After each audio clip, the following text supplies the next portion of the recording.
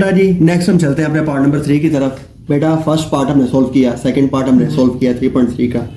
अब बेटा नेक्स्ट है जी थर्ड पार्ट है। थर्ड पार्ट में बेटा क्या रिक्वायरमेंट है? थर्ड में वो कहता है find the mean proportion. Okay बेटा फाइंड क्या करना है हमने? मीन प्रोपोर्शन फाइंड करना है।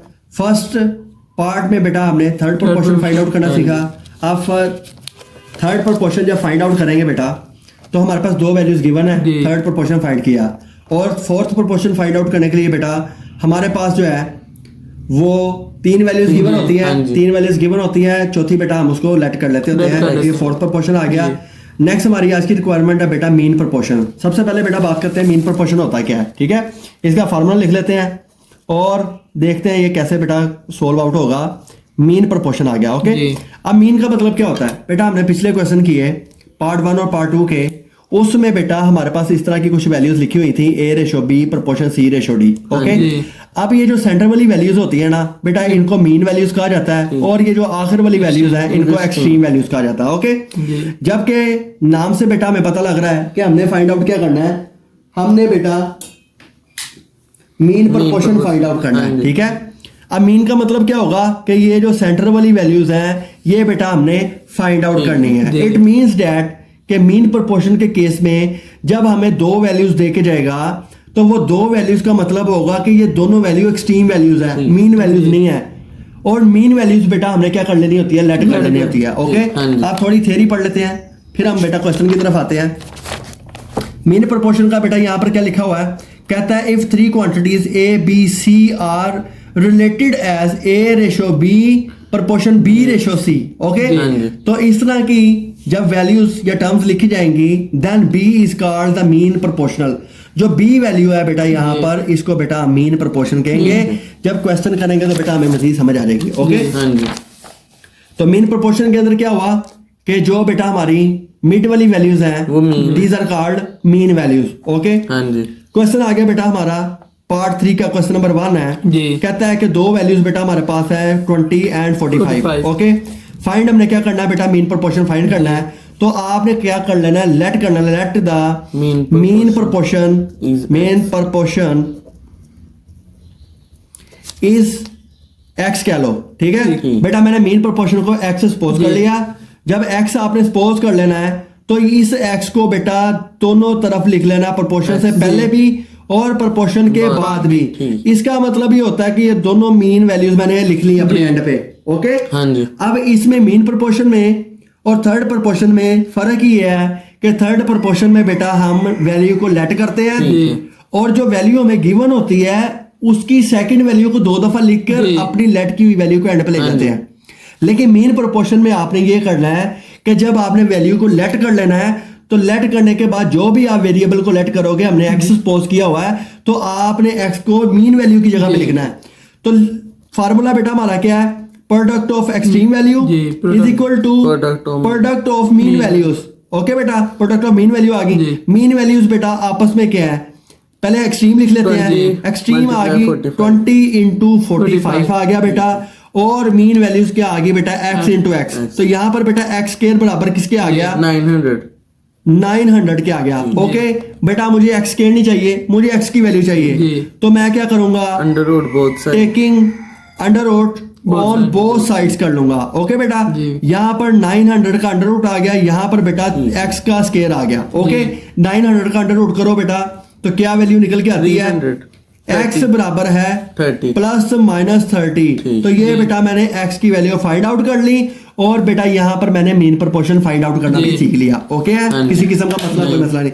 तो मीन का मतलब क्या होता है? सेंटर वाली वैल्यू। ओके और एक्सट्रीम का मतलब होता है बाहर वाली वैल्यू। जब बेटा पेपर में आपको मीन प्रोपोर्शन फाइंड आउट करने का कहेगा इसका मतलब ये है कि आपने जो वैल्यू लेट करनी है उसको मीन की जगह पे लिखना है। अब थर्ड प्रोपोर्शन में और मीन में कंफ्यूज नहीं होना आपने। थर्ड प्रोपोर्शन हमने डिटेल में किया है, जब आप प्रैक्टिस करोगे आपको पता लग जाएगा डिफरेंस क्या है। और मीन का मतलब होता है कि जो वैल्यूज हमें दो गिवन है ये एक्सट्रीम वैल्यूज है, हमने इसकी मीन वैल्यू फाइंड करनी है और मीन को हमने लेट कर लेना। ओके बेटा नेक्स्ट चलते हैं क्वेश्चन नंबर 2 की तरफ। पार्ट 3 का क्वेश्चन नंबर 2 बेटा क्या कहता है सवाल? बेटा यहाँ पे लिखा हुआ 20x³ y5 कोमा 5x की 7y सिंपल आ गया। बाज दफा आप पेपर में इतनी प्रैक्टिस कर लेते हो कि आपको सवाल जुबानी याद होते हैं तो एग्जामिनर क्या करता है, एग्जामिनर इसी सवाल को उठाकर कहता है थर्ड प्रोपोर्शन फाइंड करें। लेकिन ये तो सवाल मीन प्रोपोर्शन का है, तो आपने थर्ड प्रोपोर्शन कैसे फाइंड आउट करना आपने यहाँ पर सीखा हुआ है, लिहाजा आपने सवाल को रटा नहीं मारना, कंसेप्चुअल चल रहा है। तो ये क्वेश्चन आ गया बेटा, सवाल नोट करते हैं जी।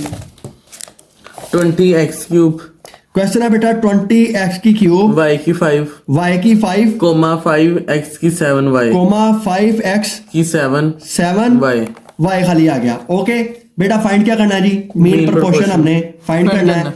तो मीन प्रोपोर्शन फाइंड आउट करने के लिए लेट कर लेते हैं, लेट मीन प्रोपोर्शन इज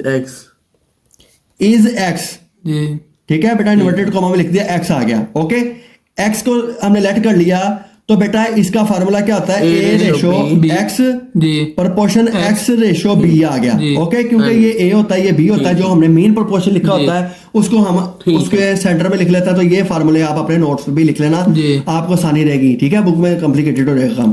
तो यहाँ पर बेटा हमने लिख लिया a की वैल्यू लिखी 20x की क्यूब, y की 5, प्रोपोर्शन हमने जो लेट किया हुआ बेटा x आ गया, फिर x आ गया 5x की 7y सिंपल आ गया। ओके बेटा फार्मूला क्या है, प्रोडक्ट ऑफ एक्सट्रीम, वही फार्मूला जो हमने पहले किया हुआ है उसी को रिपीट कर रहे हैं, इज इक्वल टू आ गया product of mean values. Okay product of mean values आ गया। एक्सट्रीम कौन सी है, ये और ये एक्सट्रीम है बेटा, 20x की क्यूब y की बेटा 5 आ गई, और इसी तरह से 5x की 7y सिंपल आ गया, बराबर के पार आ गया x स्क्वायर। ओके इसको इससे मल्टीप्लाई किया, 5 0 0 5 दूनी 10 आ गया बेटा, बेस से वो पावर ऐड होती हैं, 3 और 7 बेटा 10 हो गया, और y की यहाँ पर 6 आ गई, बराबर है x स्क्वायर के आ गया। बेटा मुझे जो है खाली x की वैल्यू चाहिए, x स्क्वायर की वैल्यू नहीं चाहिए। इसका मतलब अगर यहाँ पर x स्क्वायर की वैल्यू बनी हुई है तो मैं यहाँ पर भी x स्क्वायर की वैल्यू बनाऊं तो 100 जो होता है वो 10 का स्क्वायर होता है। बेटा 10 आ गया, यहाँ पर x की 5 आ गई, यहाँ पर y की 3 आ गई, 2 बार निकाल लेता हूँ। बेटा 9th क्लास में हमने ये रूल पढ़ा था कि ऐसे वाली वैल्यूज के अंदर क्या होता है कि यहाँ से यहाँ पर वैल्यू मल्टीप्लाई होती है। 9th में मैं आपको याद कराता हूँ, हमने सवाल पढ़ा था, एक सवाल था बेटा 3 की 2 इस तरह करके, और एक सवाल था हमारा 3 की 2 इस तरह करके। इसका मतलब होता है कि 3 का स्क्वायर 9 बनता है, इसका मतलब होता है 3 दूनी 6 बनना है। तो उस लिहाज से बेटा मैंने यहाँ पर ऐसी वैल्यू बनानी है कि स्क्वायर बाहर निकल के आए ताकि अंडर रूट से काट सके। तो स्क्वायर अगर बाहर लेके आना है तो 5 दूनी 10, 3 दूनी 6, और 10 का स्क्वायर 100 बन गया। तो बेटा मैं क्या करूंगा, taking under root on both sides कर लिया। ओके बेटा यहाँ पर हमने किया 10x की 5 y की क्यूब, और ये स्क्वायर आ गया बेटा, यहाँ पर भी x का स्क्वायर आ गया। तो लिहाजा बेटा ये स्क्वायर इससे कट गया, ये से वैल्यू कट गई, तो x की वैल्यू आ गई 10x की 5 y का क्यूब, ये बेटा मेरा आंसर है। ओके समझ आ गई। तो सिंपली अब आपने पावर्स के साथ खेलना है, और खेलना भी किस तरह है, जो हमने 9th क्लास के अंदर रूल पढ़े हुए हैं लोगरिथम में या जहां पर भी पढ़े हैं वही बेटा आपने यहाँ पर अप्लाई करके आंसर निकाल लेना। ओके बेटा सवाल समझ आ गई। नेक्स्ट क्वेश्चन की तरफ चलते हैं जी। नेक्स्ट आ गया बेटा क्वेश्चन नंबर 3, पार्ट 3 का क्वेश्चन नंबर बेटा आ गया जी 1 2 3। ओके एक्सरसाइज कौन सी है बेटा हमारी, 3.3 कर रहे हैं। ओके अच्छा जी नेक्स्ट क्वेश्चन है बेटा, क्वेश्चन नंबर 3 क्या कहता है, सेम उसी तरह से 15 p की 4 q r की क्यूब 135 q की 5 r की 7। ओके अब ये इसका फाइंड क्या करना है, मीन प्रोपोर्शन फाइंड करना है। क्वेश्चन नोट डाउन करें जी, क्या वैल्यू है, 15 p की 4 q r क्यूब, p की 4 q r की क्यूब, कोमा 135 q की 5 r की 7, q की 5 r की 7। ओके बेटा फाइंड करना है मीन प्रोपोर्शन। मीन प्रोपोर्शन का फार्मूला क्या होता है, a ratio x proportion into x into b। ठीक है जी। तो मीन प्रोपोर्शन हमने फाइंड करना है, तो जो चीज फाइंड करनी है उसको लेट कर लेते हैं। लेट मीन, ये लाइटें बंद कर दो, लाइट प्रोपोर्शन इज x आ गया जी। ओके बेटा मीन प्रोपोर्शन हमने x सपोज कर लिया। जब बेटा मीन प्रोपोर्शन सपोज कर लिया तो p की 4 q r की क्यूब, बेटा रेशो का साइन x आ गया, प्रोपोर्शन आ गया बेटा x आ गया, और 135 q की 5 r की बेटा 7 आ गई। ऐसे ही बेटा फॉर्मूला लगा दें यहाँ पर, product of extreme is equal to product of mean values. तो मीन वैल्यूज कौन सी होती है, अंदर वाली। ओके एक्सट्रीम को मल्टीप्लाई बेटा करते हैं 15 p की 4 क्यू आर क्यू, क्यू खाली है और आर की क्यूब है, ऐसे ही है। और ये मल्टीप्लाई हो रहा है 135, क्यू की बेटा 5 है, आर की 7 है, बराबर आ गया x इंटू एक्स आ गया। ओके, आप 15 को 135 से मल्टीप्लाई करो बेटा, तो वैल्यू बनती है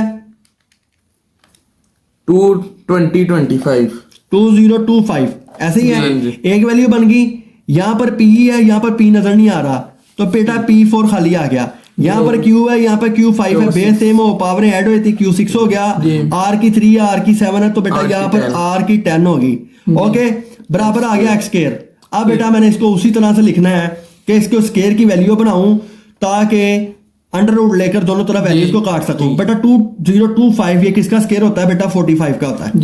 45 का स्क्वायर करेंगे तो 2025 निकल के आएगा। जैसे बेटा इसको कैलकुलेटर से चेक भी कर लेते हैं, तो 2025 बनता है। ओके, यहाँ पर बेटा मैंने 2 लेके आना है, जो चीज लेके आनी उसको पहले ही बाहर लिख देते हैं, यानी कि P की 2 आ गई, Q की 3 आ गई, 3 to the 6, और R की बेटा 5 आ गई। समझ आ गई?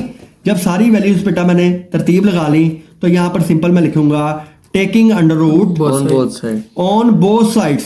ठीक हो गया? बोथ साइड्स पे किया बेटा, यहाँ पर 45 P square R cube, Q की क्यूब, R की 5, इसका बन गया स्क्वायर, और बराबर के पार भी बेटा मेरे पास स्क्वायर पड़ा, ये इससे कट गई, इससे कट गई, तो बेटा x की वैल्यू बेटा मेरे पास आ गई 45, P की स्क्वायर, Q की क्यूब, R की 5, ये बेटा मेरा आ गया जी आंसर। समझ आ गई? तो क्वेश्चन सिंपल ही है, क्वेश्चन आपने कंसेप्चुअल लेके चलना है, फिर समझ आएगी। तो बच्चे एंड पे कंफ्यूज हो जाते हैं, थर्ड प्रपोर्शन क्या है, फोर्थ क्या है, मीन क्या है, कंटिन्यूट क्या है, तो इनमें कंफ्यूज नहीं होना। बेसिक फार्मूले जो ये वाले लिखवाए हैं, ये आपने अपने नोट्सों पे लिख लेने एक जगह पे, ताकि आपको पता लग जाए। समझ आ गई बेटा? उसके बाद जी क्वेश्चन 4 पार्ट 3 का ही क्वेश्चन नंबर 4 है जी, लास्ट क्वेश्चन है जी इसका बेटा। क्वेश्चन 4 है, क्या कहता है जी सवाल में? कहता है x square minus y square, x minus y x plus y. तो आपको सवाल देखने से ही समझ आ गई है कि x square minus y square comma x minus y x plus y और x प्लस वाई। ओके बेटा, सोल्व करते हैं जी इसको। सोल्व किया तो मीन प्रोपोर्शन नहीं है, let mean proportion is x आ गया। ठीक हो गया बेटा? x को सपोज कर लिया, तो x square minus y square ratio x, बेटा प्रोपोर्शन का साइन आ गया, यहाँ पर x minus y over x plus y. Okay, यहाँ पर फार्मूला लगा दें, product of extreme is equal to product of mean. ये आगे पीछे भी हो जाएगा, मसला कोई नहीं है। ओके, यहाँ पर बेटा आ गया जी एक्सट्रीम को मल्टीप्लाई किया वाई स्क्वायर, ये इसके साथ मल्टीप्लाई हो रहा है x minus y over x plus y, बराबर आ गया x इंटू एक्स आ गया। ऐसा ही है बेटा? अब यहाँ पर देखो a square minus b square का फार्मूला खुलता हुआ नजर आ रहा है हमें। इसका फार्मूला मैं यहाँ पर आपको लिख देता हूँ कि a square minus b square का फार्मूला बनता है a plus b into a minus b। ठीक हो गया? तो यही काम हमने यहाँ पे करना है। ये बेटा यहाँ पे किया x plus y, x minus y, ये मल्टीप्लाई हो रहा है x minus y over x plus y के साथ, बराबर है x स्क्वायर आ गया। तो आप देखो प्लस प्लस से कट गया, तो नेक्स्ट पेज पे चलते हैं बेटा। प्लस प्लस से कटिंग आउट हो गया, x माइनस वाई, तो x माइनस वाई बच गया और x माइनस वाई बच गया, बराबर x स्क्वायर आ गया। ठीक है बेटा? नेक्स्ट आ गया x माइनस वाई का होल स्क्वायर हो गया, बराबर x स्क्वायर हो गया। तो बेटा taking under root on both sides कर लेंगे। ओके बेटा, यहाँ पे किया x माइनस वाई का होल स्क्वायर बराबर है अंडर रूट x का स्क्वायर आ गया। बेटा इसने अपने अंडर रूट काट दिया, इसने ये वैल्यू काट दी, तो x बराबर है x माइनस वाई, ये बेटा मेरा आंसर आ गया। तो आपने देखा कि क्वेश्चन ये भी इजी है, इसमें भी किसी किस्म का कोई मसला मसला नहीं है। तो बेटा पार्ट नंबर 3 भी हमने कंप्लीट कर लिया। नेक्स्ट बेटा चलते हैं जी पार्ट 4 और लास्ट है जी हमारा, फिर एक्सरसाइज वाइंड अप हो जाएगी।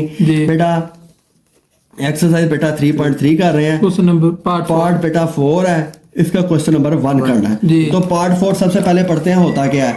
बेटा यहाँ पर वो कहता है find the values of the letter, इसमें कुछ लेटर लिखे हुए हैं गिनती के अलावा, इसमें इन्वॉल्व है in the following continued proportion. आपने कंटिन्यूड प्रोपोर्शन के लिहाज से बेटा उसको सोल्व करना है। तो कंटिन्यूड प्रोपोर्शन का मतलब होता है कि किसी चीज का कंटिन्यू रहना। कंटिन्यू रहने से मुराद ये होती है 1 2 3 वैल्यूज बेटा हमें गिवन है। कंटिन्यू का मतलब होगा कि जो वैल्यू चल रही है उसी को डबल कर देना है। जैसे बेटा हमने मीन प्रोपोर्शन किया है, मीन प्रोपोर्शन में हम एक्स को सपोज करते थे, और उसी को 2 दफा लिखते थे। इस सवालों में कंटिन्यूड प्रोपोर्शन में जो लेटर हमें फाइंड आउट करने का कहेगा उसको ही डबल कर देना, यानी ये भी मीन प्रोपोर्शन की तरह का ही है। ओके, इसका फार्मूला भी बेटा सेम ही है। उसी तरह से पीछे थ्योरी इसकी देख लेते हैं क्या लिखी हुई है थ्योरी, उसके लिहाज से चलते हैं बेटा। वो कहता है जी if 3 quantities A B C are related as A ratio B B ratio C, तो ये और बेटा आप मीन प्रोपोर्शन देखो तो ये सेम ही नजर आएगा आपको, ठीक है। Where A is the first, B is the mean and C is the third proportion. ये आप सवाल कर देंगे वो भी समझ आ जाएगी, ठीक है। तो फार्मूला क्या बना बेटा, A ratio B proportion B ratio C, और यहाँ पर ये जो बी है ये वो अल्फाबेट है या लेटर है जो कि इस वालों के अंदर इन्वॉल्व है। ओके हो गया। अब पहला क्वेश्चन बेटा क्या कहता है जी 5,P,45। अब एक तरह से देखो तो ये क्वेश्चन फोर्थ प्रोपोर्शन के लिहाज से भी बनता है। तो आपको पेपर में अगर ये एमसीक्यू लाएगा तो वो पूछेगा ये कौन से प्रोपोर्शन की बात कर रहा है, तो ये बेटा कंटिन्यूड की बात कर रहा है, इसमें करेक्टर इन्वॉल्व है, अल्फाबेट इन्वॉल्व है, तो यही इसकी निशानी है। ओके बेटा क्या करें, इसको सोल्व करते हैं जी। सोल्व किया इसको बेटा, तो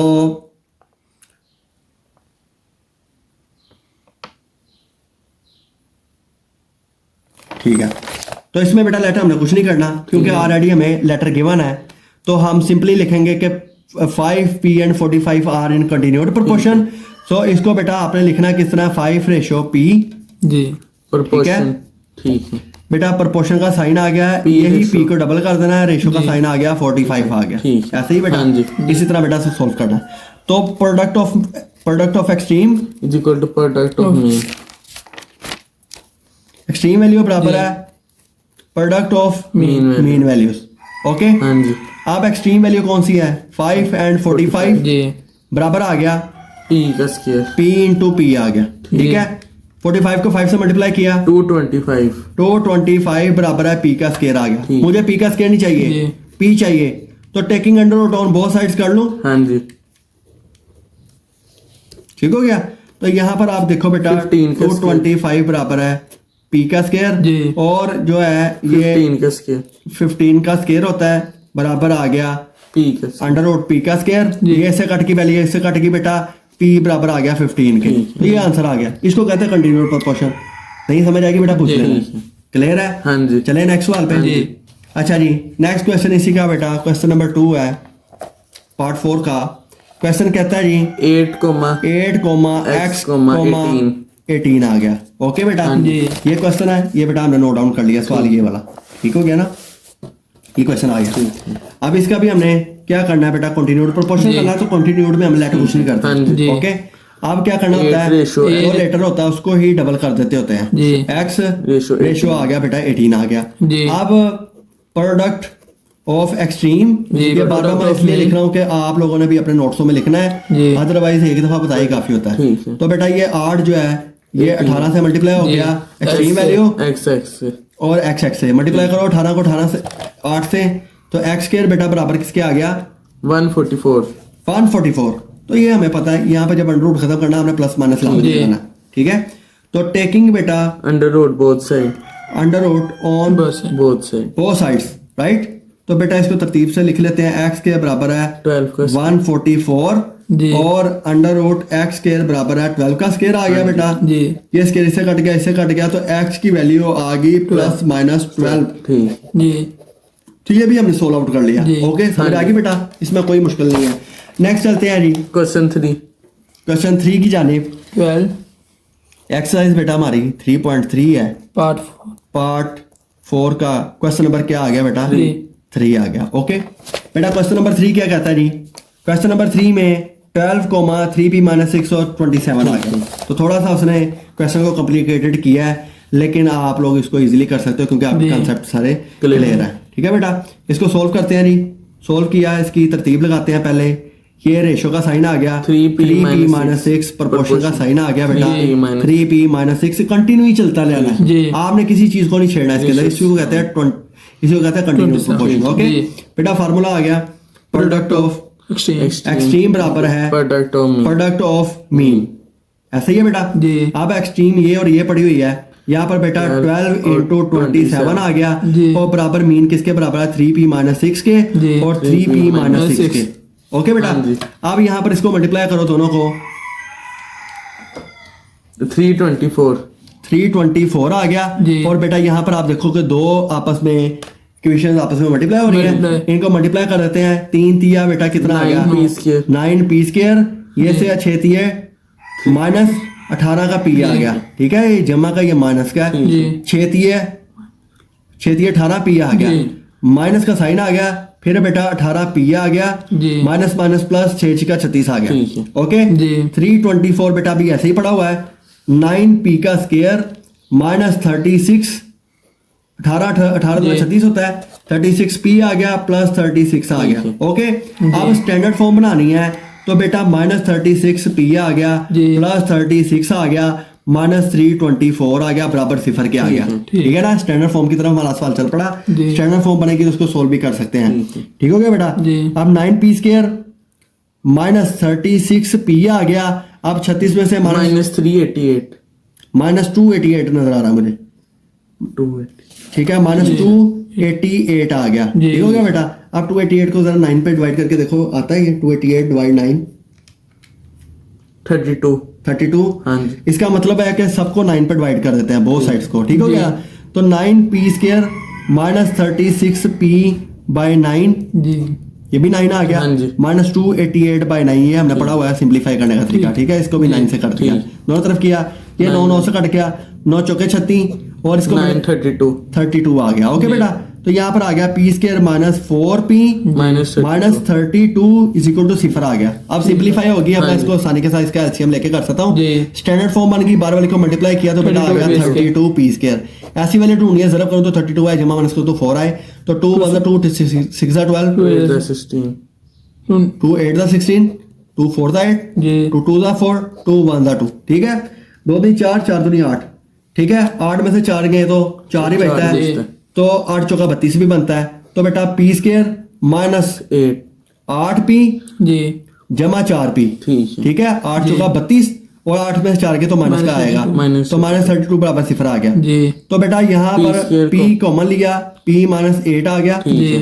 प्लस का Four is 4 आ कॉमन लिया, p माइनस 8 आ गया। P प्लस ठीक हो गया ना, तो p प्लस 4 बेटा एक वैल्यू बन गई, P minus 8। p माइनस 8 एक वैल्यू बन गई। यहाँ पर लाइन लगाई, p प्लस 4 बराबर सिफर क्या है, p बराबर माइनस 4 आ गया, और p माइनस 8 बराबर सिफर क्या है, p बराबर आ गया 8 के। तो बेटा एक p की वैल्यू माइनस 4 निकलाई, एक p की वैल्यू 8 निकलाई, ये बेटा मेरा आंसर आ गया। और इसके अंदर आप देखो कोई मसला मसाइल नहीं है, क्वेश्चन लेंथी है, आसान है, ये लॉन्ग क्वेश्चन आता था पेपर में। ओके बेटा, अच्छा जी, लास्ट क्वेश्चन है जी 3.3 का जी, लास्ट क्वेश्चन बेटा 3.3 कर रहे हैं, पार्ट 4 का last question, question number 4। Okay, question क्या है बेटा? 7 माइनस 7 m minus 3 28। 28। ओके, तो क्वेश्चन में बेटा दिखा देते हैं बच्चों को। तो ये बेटा सवाल है हमारा, ठीक है, 3.3 का। आप बेटा इसको सोल्व किया जी, सोल्व किया तो कंटिन्यूअस प्रोपोर्शन का मतलब होता है कि आपने कंटिन्यूअसली लेके चलना है। जी। रेशियो m ये आ गया। minus 3 M minus 3 m minus 3 बेटा प्रोपोर्शन का साइन आ m गया, minus 3 m माइनस 3 रेशियो 28। 28। आप लोगों को एक एक सवाल मैंने खुद कराया, हाँ जी। तो आप किसी किस्म की कोई प्रॉब्लम नहीं आनी चाहिए, हो जाएगी, नोट्स भी पूरे हो, सारी चीज समझ आई। तो बेटा यहाँ पर आ गया product of extreme Is equal to product of mean। Product of mean. तो हर सवाल में हम फार्मूला भी लगा के बता रहा हूँ। तो बेटा एक्सट्रीम कौन सी है, 7 और 28 आ गई, जी। बराबर के पार आ m गया minus 3 m माइनस 3 और m माइनस 3, ऐसे ही है हाँ जी। जी। बिल्कुल उसी तरह से जैसे पिछला सवाल हमने solve किया। 196 196 बेटा यहाँ पर आ गया, दोनों को मल्टीप्लाई किया, 196 हो गया। हाँ जी। अब m से मल्टीप्लाई किया तो m स्क्वायर माइनस 3m बेटा जी। Minus 3m plus 9। ओके, तो m square minus 6m plus 9, 196 ठीक हो गया। जी। अब स्टैंडर्ड फॉर्म बनानी है तो सारी वैल्यू उधर लेके आएंगे, तो m square minus 6m plus plus 9 minus 196 बराबर सिफर क्या आ गया, जी। तो m square minus 6m minus 187 minus 187 बराबर सिफर के आ गया। ओके बेटा, अब हमने क्या करना है, बाहर वाली को मल्टीप्लाई किया तो वैल्यू आ गई 187। जी। तो ऐसी वैल्यू ढूंढनी है, जमा माइनस करूं तो 6m आए, जरब करूं तो 187 आए। ठीक है, तो बेटा इसका एलसीएम ले लेते हैं जैसे हम करते होते हैं। तो सबसे पहले देखना है ये कौन से टेबल पे जा रहे हैं। ठीक है, ठीक है। तो किस टेबल पे बेटा जाते हैं, तो बेटा हमने इसको डिवाइड करना सीखा कि ये 187 जो है ये 11 के टेबल पे जाता है। 11 को बेटा 17 से मल्टीप्लाई करो तो 187 और 17 वन द 17 और इन दोनों में डिफरेंस भी 6 का ही है। समझ आ गई? अब आपको ये भी पता लग गया किस तरह वैल्यू ढूंढनी है। तो 1 से शुरू हो जाओ एंड तक जाइए, सो ऑन चलते जाओ। तो बेटा बड़ी वैल्यू के साथ माइनस आएगा, जमा का 11m आ गया, माइनस का 187 आ गया। ओके बेटा, एनी कंफ्यूजन? नो। तो m बेटा कॉमन ले लिया, m माइनस 17 आ गया, प्लस 11 कॉमन ले लिया, m माइनस 17 आ गया, बराबर सिफर क्या आ गया। तो m प्लस 11 बेटा ये वैल्यू बन गई, m माइनस 17 बराबर सिफर ये वैल्यू बन गई। ओके बेटा लाइन लगा लेते हैं, m plus 11 is equal to 0, m बराबर है माइनस 11 और m माइनस 17 बराबर सिफर क्या आ गया और m बराबर आ गया प्लस का 17 बराबर के उधर जाएगी। तो बेटा एक वैल्यू मेरे पास बन गई माइनस 11 एंड सेकंड वैल्यू बेटा मेरे पास बन गई ये वाली। तो ये बेटा मैंने m की वैल्यू फाइंड आउट कर ली जो कि उसकी रिक्वायरमेंट थी। ओके तो बेटा हमने उसकी चारों रिक्वायरमेंट हमने पूरी करनी है। हमने third proportion, fourth proportion, mean proportion and continued proportion, चारों वैल्यू बेटा हमने फाइंड आउट करनी सीख ली। चारों को मिक्सअप नहीं करना, 1 बाय 1 इसके फार्मूले नोट्स पे आपने नोट डाउन करने हैं। जो जनरल फार्मूला होता है कि बेसिक फार्मूला वो करके तो बेटा आपने इसके नोट्स कंप्लीट कर लेने हैं।